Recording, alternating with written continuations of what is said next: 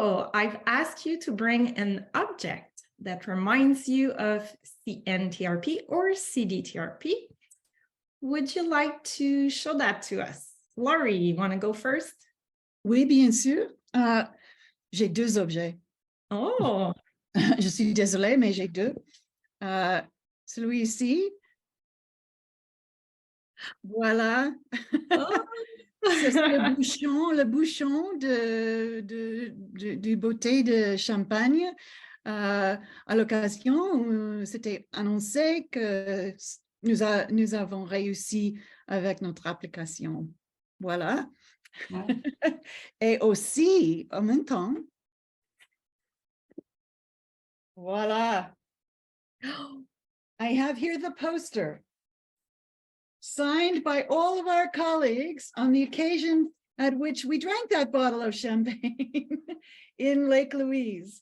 As you can see, many wonderful signatures here as we began CNTRP. And those are my objects. This is amazing. Make sure to bring them at our 10th anniversary. Marie-Josée, want to show us your object? Well, my object was this, because you probably remember that for the first few years when we were doing CNTRP, we didn't have WebEx, we didn't have Zoom, we didn't have Teams. So we were spending hours on the phone, talking to each other, having those team meetings with the director of the various projects. And it felt like, I was, spending days with my phone. And so people in the lab bought me this because they told me, like, you're spending so much time on the phone, so you'll be more comfortable. And I remember the first time we moved I think that the first platform we used was WebEx, and David will probably speak to that. And it seemed like such a big improvement compared to like being on the phone. And so we've made it through all those, various technological platforms, but we connected. And that was not technology. That was like, we connected. It was, connecting values, connecting people. And it was such a great experience. We have been working remotely and working from home before it was cool to work from home. Like we did when there was no technology, no platforms, nothing like we have now to easily share stuff. We were just piecing things together and making it work, but we did it anyway. Saturday mornings in my pajamas talking on the phone for these lengthy conversations. So good. Thanks, Marie-Josée. What about you, David? My object is something. So this is something that one of our patients gave to me. So at one of our last meetings, Sandra Holdsworth gave this to me. So I have this framed. I think Laurie and Marie-Josée will know that this is, something that I say often to remind myself that things are all good, and it's really how I do feel about the work that we were doing. And when Sandra gave this to me, I was like, it's pretty touching. So I have it it's on my wall beside my office here. That's lovely. I have to remind everybody, this is Dave who put this together. I did not know that this existed, but Dave kept it and made this for me. And on the back, he added, "Fund us, we're awesome." Which of course was how we thought maybe we could just put that in our application. That was our conclusion for a long time.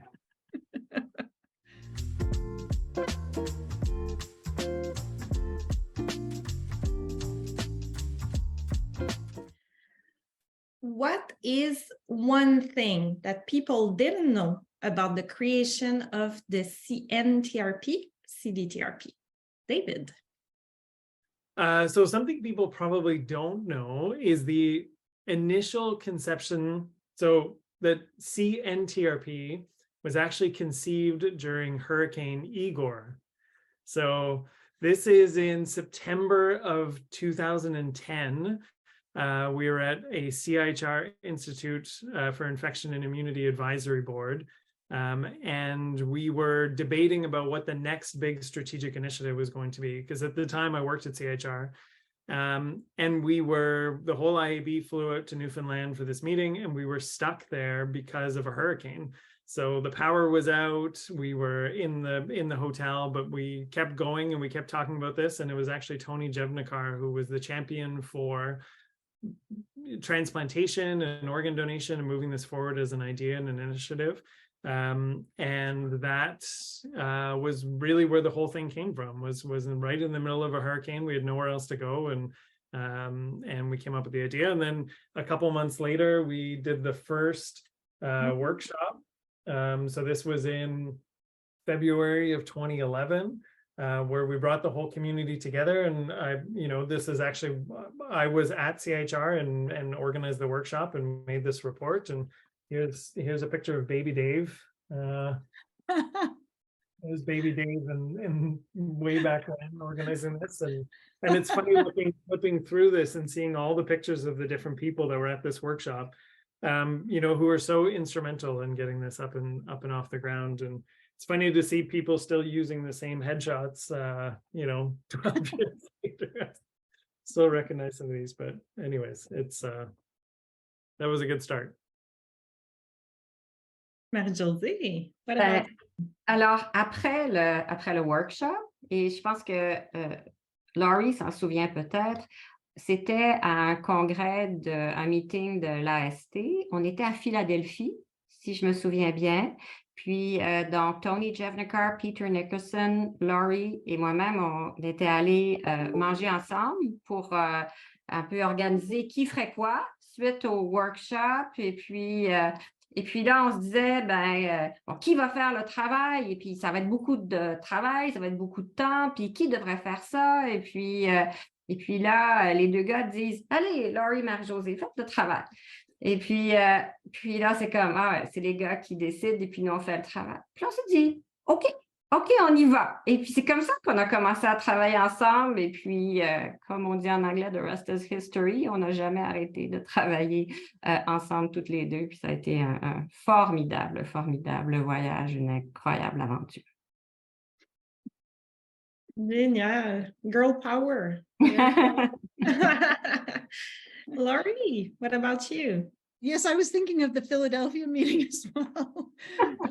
I'm not sure that people understood, but subsequent to that, I remember our pivotal meeting also in Quebec, and presenting our ideas, our early ideas, to a group of, shall we say, there were some naysayers there, one or two, and we steadfastly stood in front of them and said, well, we really put forth, I think, at that time, very early philosophy, that this was inclusive.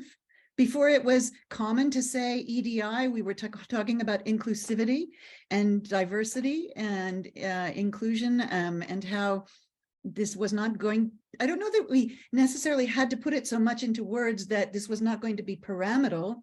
It just developed that way because the values were there.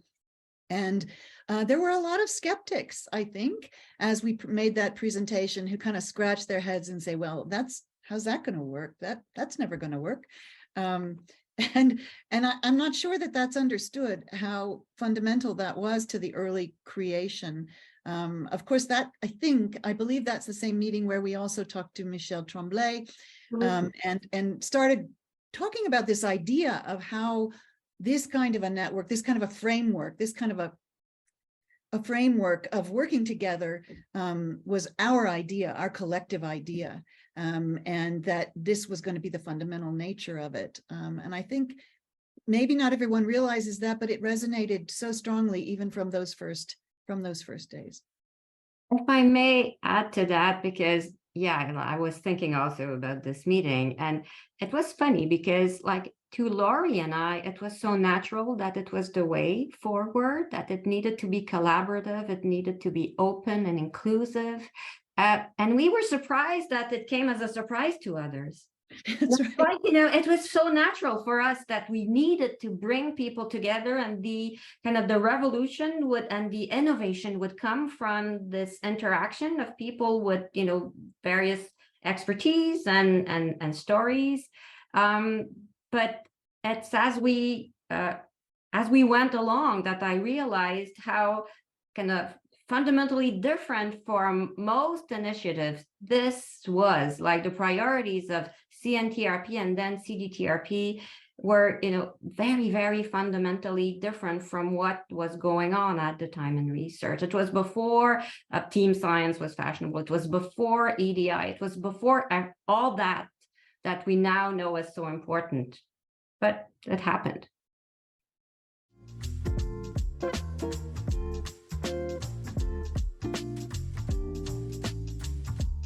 Which was your favorite place to have an annual scientific meeting in the last 10 years? David? So definitely Mont Tremblant. There was a lot of really good meetings, but that one to me was really, really special. We had the Deep Art meeting, we had, Sylvain doing the tech, we were, we had this big barbecue outside, we had a whole bunch of things, but, Laurie dancing on the bar, I think was maybe what topped it all. That was a great place. I And remember probably the whole place was just CDTRP. So that was pretty fun. Laurie, what about you? That's just a rumor that I was dancing on any table or bar. Well, as I promised. Oh, I loved the first meeting in Lake Louise, I have to say. There was so much excitement in the air, and we had just received the announcement, and I put it in my slides where it said, you are funded. It was just filled with opportunity and potential and excitement and momentum. And I think aside from being a beautiful place with, of course, all of our friends and colleagues, that was one of my favorite meetings. Great. Marie-Josée? Et moi, je peux pas choisir entre les deux, puis j'avais exactement les deux en tête, et puis je vais les placer ex aequo parce que Lake Louise, c'était magique. Il y avait un sentiment d'énergie, puis qu'on a maintenu, là, mais vraiment, on avait l'impression qu'on allait conquérir le monde, puis on l'a fait. Et puis, à Mont-Tremblant, il y a eu un sentiment de, comme on dit en anglais, regrouping. C'est comme si on s'est dit, on a fait tout ça, est-ce qu'on est prêt à repartir?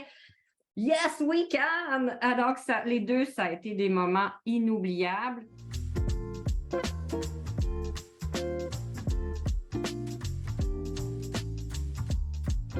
Who is most likely to run for Prime Minister? Oh, Laurie, for sure. Laurie. Marie-Josée, No, Laurie. Most likely to win a Nobel Prize? Marie-Josée. Laurie. That's a tie. I think it might be shared. Most likely to be on a reality show? Oh, I think Laurie with every time I was talking to Laurie, she was like swimming with the turtles in the Galapagos, or she was, somewhere in Africa doing medicine, or she was, somewhere in Tuscany, calling us and yeah, Laurie would for sure be on some kind of international travel show. Oh, but David, you have some interesting hobbies also, like playing the banjo, and so I think that David could surprise us. So, depending on the topic of the reality show. Who's the best dancer? Laurie. Well, I enjoy it, certainly. Who's the best singer? Oh. Dave and Marie-Josée both have great musical talents. But Dave would be better as a singer than myself, for sure. And finally, who's the nerdiest? Nerdy. I am, I guess. I hear Marie-Josée talk about membrane vesicles. Really, I'm like, wow, you really like these things.